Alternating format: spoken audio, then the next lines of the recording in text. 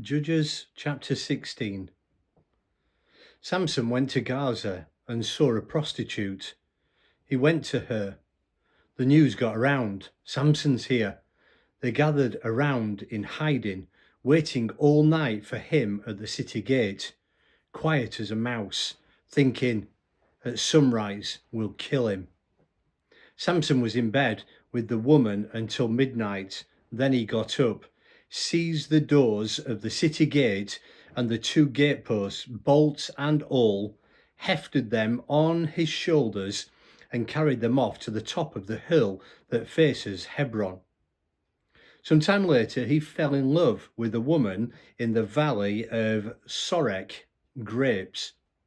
Her name was Delilah. The Philistine tyrants approached her and said, "Seduce him. Discover what's behind his great strength and how we can tie him up and humble him. Each man's company will give you 100 shekels of silver."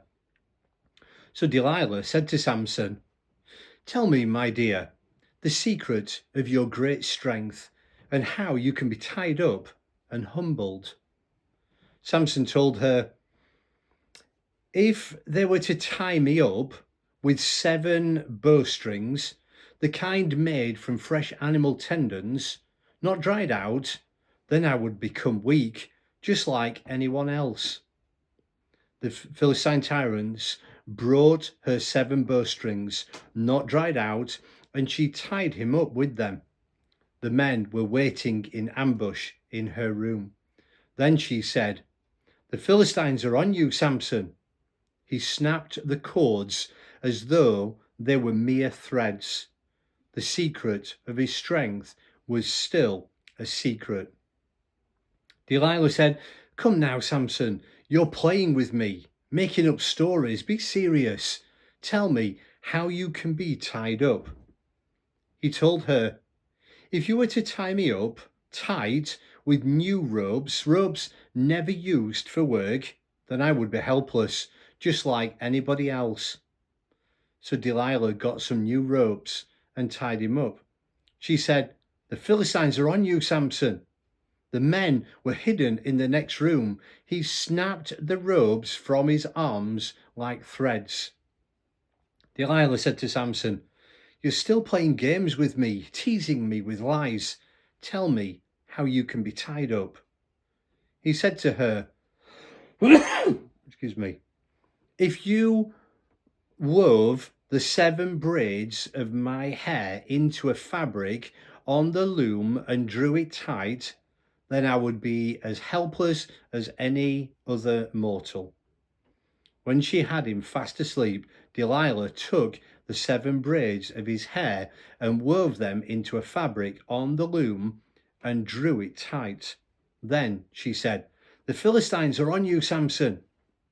He woke up from his sleep and ripped loose from both the loom and fabric. She then said, "How can you say I love you when you won't even trust me? 3 times now you've toyed with me, like a cat and a mouse, refusing to tell me the secret of your great strength." She kept at it day after day, nagging and tormenting him. Finally, he was fed up. He couldn't take another minute of it. He spilled it. He told her, "A razor has never touched my head. I've been God's Nazirite from conception. If I were shaved, my strength would leave me. I would be as helpless as any other mortal." When Delilah realized that he had told her his secret, she sent for the Philistine tyrants, telling them, "Come quickly. This time he's told me the truth." They came, bringing the bribe money. When she got him to sleep, his head on her lap, she motioned to a man to cut off the 7 braids of his hair. Immediately he began to grow weak, his strength drained from him. Then she said, "The Philistines are on you, Samson." He woke up thinking, "I'll go out like always and shake free." He didn't realize that God had abandoned him. The Philistines grabbed him, gouged out his eyes, and took him down to Gaza. They shackled him in irons and put him to work of grinding in the prison. But his hair, though cut off, began to grow again. The Philistine tyrants got together to offer a great sacrifice to their god Dagon. They celebrated, saying, "Our God has given us Samson, our enemy." And when the people saw him, they joined in, cheering their God. "Our God has given our enemy to us, the one who ravaged our country, piling high the corpses among us." Then this, everyone was feeling high, and someone said, "Get Samson, let him show us his stuff." They got Samson from the prison, and he put on a show for them. They had him standing between the pillars. Samson said to the young man who was acting as his guide, "Put me where I can touch the pillars that hold up the temple, so I can rest against them." The building was packed with men and women, including all the Philistine tyrants, and there were at least 3,000 in the standing watching Samson's performance. And Samson cried out to God, "Master God, oh please look on me again. Oh please give strength yet once more. God, with one avenging blow let me be avenged on the Philistines for my 2 eyes."